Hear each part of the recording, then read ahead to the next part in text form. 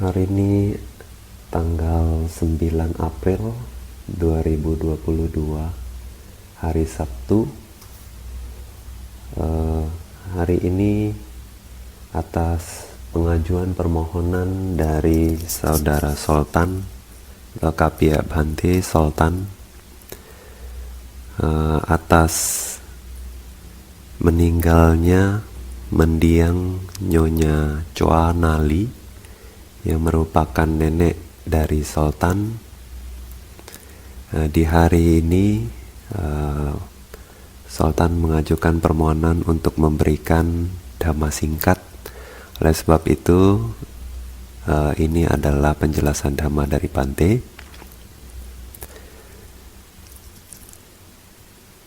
Atitang nanua gameya napati kangke anagatang yadati tang pahinang tang apatanca anagatang pacupananca yo dhammang tatha tatha vipasati asamhirang asangkupang tang widwa manubruhaye.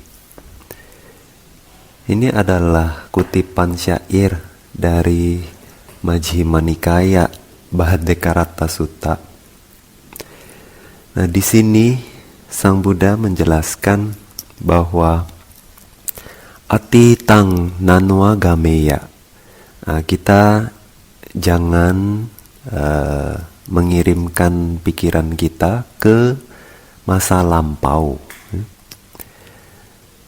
Napati kangke anagatang, juga tidak perlu kita banyak memikirkan tentang masa depan. Yadati tang pahinang tang apatanca anagatang, yang sudah berlalu, apapun yang sudah di masa lampau itu sudah lewat, sudah hilang, sudah musnah. Apapun yang ada di masa depan belum sampai, belum datang, belum terjadi. Pacupananca yo dhammang tatha tatha vipasati. Nah, Sang Buddha mendorong kita untuk melihat dhamma di masa sekarang, ya, dengan sebagaimana apa adanya. Nah, ini maksudnya apa? Jadi bukan berarti kita tidak bisa belajar dari masa lampau, sama sekali tidak memikirkan masa lampau, bukan begitu. Nah, jadi di sini maksud Buddha adalah kita jangan melihat kembali ke masa lampau dengan tanha dan ditthi. Tanha adalah kemelekatan, ditthi adalah pandangan salah. Bagaimana melihat masa lampau dengan kemelekatan dan pandangan salah? Misalnya, mendiang pernah melakukan seperti ini kepada saya. Saya pernah melakukan hal ini dan hal itu bersama dengan mendiang di masa lampau. Nah, waktu kita mengingat demikian, ya, kalau kita mengingatnya dengan kemelekatan, maka akan banyak penderitaan akan terjadi. Kita jadi sedih, kita jadi melekat ya dengan mendiang. Nah, biasanya kalau kemelekatan muncul, seringkali diikuti oleh pandangan salah. Pandangan salah bahwa apa? Momen tersebut, memori tersebut, adegan, event, kejadian tersebut kekal, membahagiakan. Nah, kalau kita berpikir bahwa suatu kejadian itu kekal, atau kebahagiaan di momen tersebut kekal, maka kita akan melekat. Nah, ini adalah pandangan salah. Yang sebetulnya terjadi adalah setiap momen akan berlalu. Setelah terjadi, akan berlalu, lewat, hilang, musnah. Inilah yang terjadi jika orang-orang menganggap kejadian-kejadian tersebut sebagai kekal, orang menjadi melekat. Nah, penderitaan yang sudah terjadi, trauma yang sudah terjadi, apabila dilekati, ya, maka kita akan sedih. Lama-kelamaan kita bisa depresi. Kebahagiaan yang sudah lewat dan dilekati, kita berpikir bahwa kebahagiaan itu kekal. Kalau kita berpikir demikian, maka kita selalu mengharapkan kebahagiaan itu terjadi lagi. Nah, ini akan menimbulkan kemelekatan, akhirnya menimbulkan pengharapan. Nah, kalau segala sesuatu tidak terjadi sesuai apa yang kita harapkan, kita menderita, kita sedih, ya. Nah, oleh sebab itu, janganlah lihat masa lampau, kejadian-kejadian yang sudah lewat dengan kemelekatan dan pandangan salah. Nah, juga jangan pikirkan hal yang belum datang.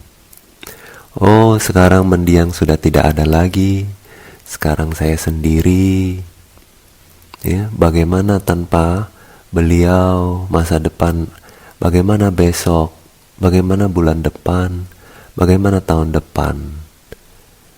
Nah, kalau kita berpikir bahwa segala sesuatu itu kekal yang di masa depan, maka kita akan timbul kecemasan, kekhawatiran, takut, ya. Nah, pikiran yang terlempar ke masa lampau dan ke masa depan diikuti oleh kemelekatan seperti ini hanya akan membuat batin kita gundah gulana, sedih, takut, khawatir. Batin terlempar ke masa lampau dan ke masa depan, akhirnya tidak hidup di masa sekarang. Seolah-olah mati, sepertinya hidup, tapi karena pikiran ada di masa lampau, pikiran ada di masa depan, meskipun orangnya ada di sini, ya, tapi kelihatannya seperti bengong, seperti mati, seperti mayat. Nah, makanya Buddha bilang, pacu pananca yo dhammang tatha wipasati. Seharusnya kita itu membawa batin kita ke masa sekarang. Ya, hiduplah di masa sekarang, sadarilah apa yang sedang terjadi. Ya. Apa yang sedang terjadi? Nah, hari ini Nyonya Choa Nali meninggal. Nah, tapi nggak cuma Nyonya Choa Nali yang meninggal hari ini. Ya. Bhante di wihara juga dengar bahwa Dayaka pergi melayat di Medan. Ya. Bhante tanya, pergi melayat kemana? Ada relasi bisnisnya meninggal. Bhante akhirnya berpikir, nggak cuma Nyonya Choa Nali yang meninggal hari ini ya. Terus di hari yang sama juga istri Dayaka yang sama ulang tahun. Ya. Terus ternyata di dunia ini apa yang terjadi? Di hari yang sama banyak orang meninggal. Di hari yang sama banyak orang ulang tahun. Ya. Di hari yang sama banyak orang mungkin masuk rumah sakit, didiagnosa memiliki penyakit. Nah, di hari yang sama juga mungkin banyak orang keluar dari rumah sakit, didiagnosa sudah sembuh dari penyakit. Di hari yang sama mungkin banyak orang dipecat. Di hari yang sama mungkin banyak orang diterima kerja. Di hari yang sama banyak orang menderita. Di hari yang sama mungkin banyak orang mendapat penghargaan. Jadi di hari yang sama ada orang menderita, ada orang bahagia. Lalu kenapa saya yang menderita? Kenapa saya yang bahagia? Kenapa Nyonya Cuanali meninggal? Karena itulah hukum alamnya.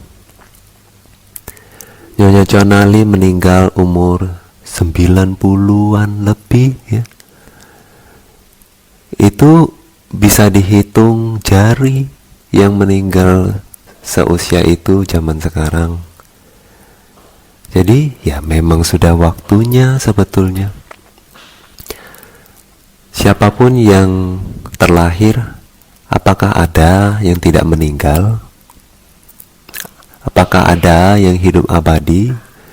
Bahkan Sang Buddha pun makhluk suci setelah lahir juga meninggal. Nah, di hari yang sama ada orang meninggal. Apakah kita bisa bilang itu penderitaan? Dia sudah tua lama. Apakah Anda tahu rasanya menjadi orang tua? Indra-indra Anda tumpul, badan Anda lemah, ya, mata Anda kabur, sehingga Anda akan sulit tidur. Nah, kalau sulit tidur ya, emosi Anda tidak stabil. Bahkan Anda lupa ya ingatan-ingatan yang indah di masa lampau. Jadi tubuh Anda ini seperti bukan milik Anda lagi karena Anda tidak bisa kendalikan ya.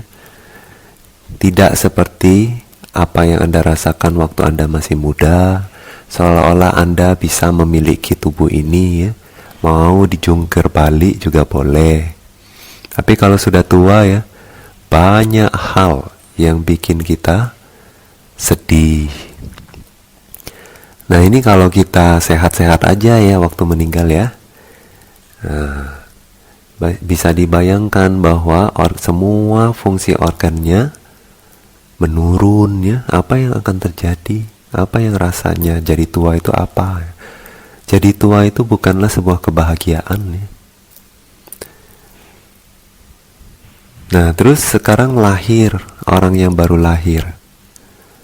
Orang yang baru lahir apakah sebuah kebahagiaan? Kebahagiaan mungkin bagi orang yang mengharapkan kelahiran tersebut. Tapi orang yang tidak mengharapkan bayi itu lahir, apakah dia bahagia? Terus si bayi itu sendiri, apakah waktu lahir dia tertawa atau dia menangis? Jadi apa yang bayi itu rasakan? Apakah penderitaan, apakah kebahagiaan pada saat dilahirkan? Ya. Jadi kadang-kadang kita itu berpikir ya, hanya dari satu kehidupan saja. Oleh sebab itu kita melekat, kita bahagia, kita sedih, kita kejar mimpi kita. Tapi kalau kita lihat, oh semua orang juga begini ya. Semua orang juga menderita, nggak cuma saya aja menderita. Pada saat kita bahagia juga semua orang bahagia, banyak orang bahagia. Di momen yang sama kita bahagia, di momen yang sama banyak orang menangis. Di momen yang sama kita menangis, di momen yang sama banyak orang tertawa. Mereka bukan menertawakan kita. Jadi kebahagiaan dan kesedihan itu memang sesuatu yang alami. Lahir dan mati itu adalah sesuatu yang alami. Tua dan mati itu adalah sesuatu yang alami. Datang dan pergi adalah sesuatu yang alami. Apakah kita bisa menerima ini? Nah, kalau kita bisa merenungkan ini dengan waras, tanpa kemelekatan, tanpa berpikir bahwa ini adalah kekal,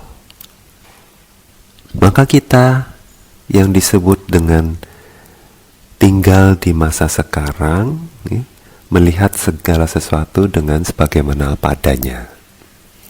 Ya memang itulah yang sedang terjadi, dan itulah kebenarannya di dunia ini. Ya, orang datang dan pergi. Nah, kalau kita berkutat di masa lampau dengan kemelekatan, berpikir bahwa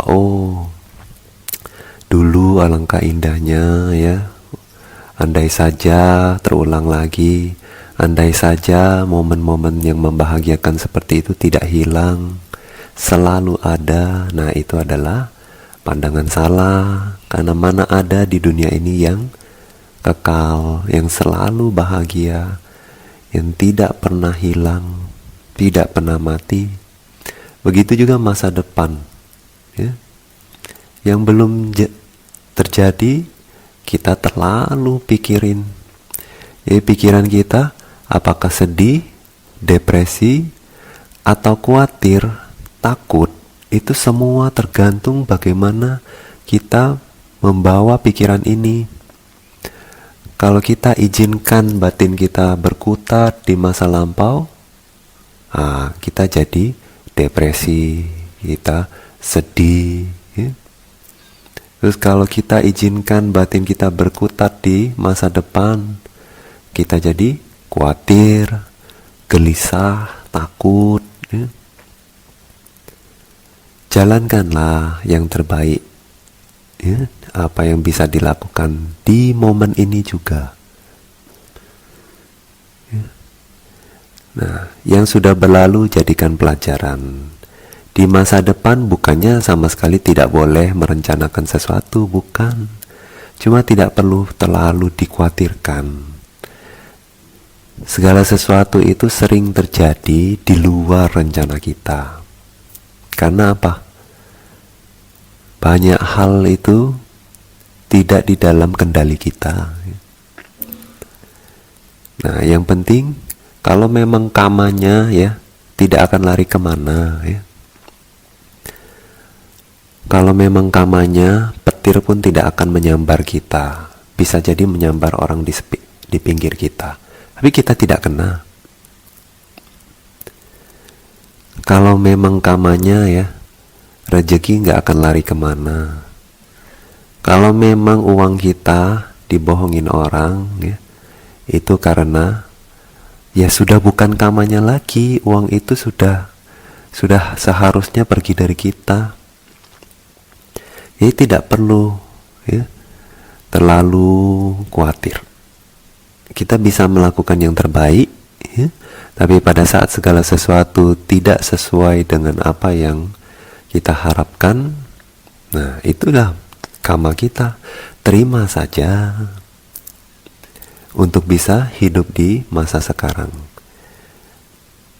Nah, banyak orang di dunia ini ya, zaman sekarang ini berkutat di masa lampau, berkutat di masa depan, sehingga batinnya itu selalu terombang-ambing, selalu sedih, gelisah, khawatir, takut ya. Nah, kalau orang yang selalu hidup di masa kini ya, justru menemukan kedamaian, kebahagiaan, berpuas diri, sadar. Nah, bagi kita yang masih hidup,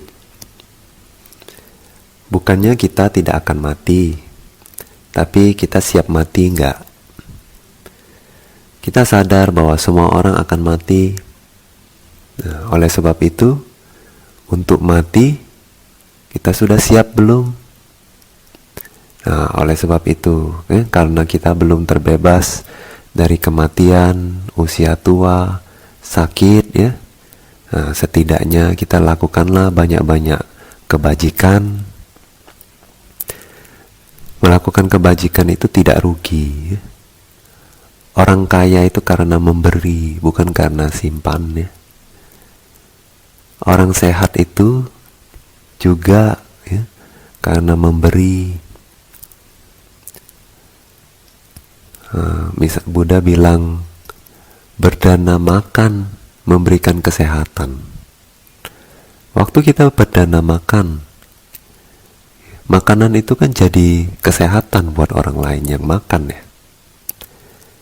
Nah, oleh sebab itu kita sehat tuh karena apa? Karena memberi. Terus bukan berarti setelah itu kita bisa hambur-hamburkan ya sisa uang yang lain dengan pola hidup yang tidak sehat. Bagaimanapun kama kalau berbuah itu butuh kondisi. Nah, sebetulnya ada potensi untuk sehat, tapi kita sendiri takabur.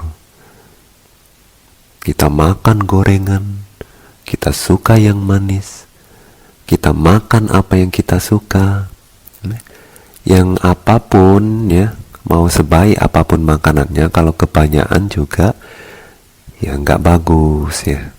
Air tuh bagus buat kita, tapi kalau kebanyakan juga nggak bagus. Cabai sedikit banyak perlu kali badan kita ya, kadang bisa bikin hangat ya, bukan meningkatkan metabolisme, katanya juga vitamin C-nya tinggi. Tapi kalau kebanyakan apa yang terjadi? Nah, bisa fatal ya, bisa jadi penyakit. Apapun juga kalau kebanyakan ya bisa bahaya. Tidur bagus, istirahat bagus buat kita, tapi kalau kebanyakan bisa bahaya. Makan bagus buat kita, tapi kalau kebanyakan bahaya ya. Kerja yang tekun bagus, tapi kalau kebanyakan bisa bahaya ya. Nah, oleh sebab itu kalau mau mengkondisikan kama itu berbuah ya, khususnya kama baik berbuah ya, kita juga harus bijaksana ya. Jangan di satu sisi meluangkan semua sumber daya ya, sehingga tidak memikirkan kesehatan, tidak memikirkan kesehatan batin, fisik ya. Nah, akhirnya bagaimana kama baik ini bisa berbuah? Nah, ini bagi yang ditinggalkan ya. Coba ya, kita hidup di masa sekarang, berusaha melakukan banyak kebajikan ya, karena kita satu hari akan mati. Nah, kalaupun kita mati juga, itulah waktu kita melepas. Nggak usah banyak khawatir ya. Yang ditinggalkan ya nanti akan ikut kama mereka sendiri ya. Nah, yang sudah pergi pun ya tidak perlu melekat lagi. Ya. Saudara-saudara kita cuma bisa ikut sampai kemana? Sampai tempat kremasi. Ya. Sampai kemana? Sampai ke tempat kita dikubur. Nah, kalau kita ke alam yang baru, mereka ikut enggak? Enggak. Kenapa? Mereka kamanya masih ada di dunia itu, di tempat itu. Lah, kita udah nggak ada lagi. Nah, jadi anak ini, suami ini, istri ini, cucung ini ya, kita ketemu ya, belum tentu ketemu lagi di kehidupan berikutnya ya. Kehidupan ini saja mungkin ketemu ya, kalau mereka banyak melakukan kama baji, sedangkan kita tidak banyak kama baji, nggak mungkin bertemu lagi ya, karena nanti kehidupannya akan berbeda. Begitu juga kalau kita banyak melakukan kama baik, mereka banyak melakukan kama buruk, berpandangan salah ya. Nah, nggak akan ketemu lagi ya. Jadi satu kehidupan demi satu kehidupan demi satu kehidupan kita lewati ya. Nah, ini juga jangan dihambur-hamburkan. Kumpulkanlah benih-benih spiritual ya, agar tidak perlu terlahir lagi, tidak perlu sakit lagi, tidak perlu tua lagi, tidak perlu mati lagi. Sudah cukup ya. Udah nggak tahu berapa lama kita menjalani kehidupan begini ya, ribuan kali, jutaan kali. Banyak orang menangis untuk kita Ya banyak juga yang orang tertawa karena kita mati ya. Nah, kalau mau ya menghentikan penderitaan, nggak hanya penderitaan buat diri sendiri, tapi juga nggak mau orang lain menderita karena kepergian kita ya. Nah, untuk itu kita bisa lepas dari lahir tua sakit mati ini. Bagaimana caranya? Berlatih ya, belajar dan berlatih dhamma yang sejati. Nah, inilah modal dari satu kehidupan berikutnya. Nah, hingga kita mencapai kebahagiaan sejati, kebebasan dari samsara. Nah, inilah dhamma singkat dari Bante untuk yang sudah meninggal maupun juga yang ditinggalkan ya. Jadi kita harus hidup tetap menjalankan karma masing-masing ya. Nah, hingga kita merealisasi berhentinya kehidupan ya. Nah, semoga bermanfaat bagi semua makhluk. Sadhu, sadhu, sadhu.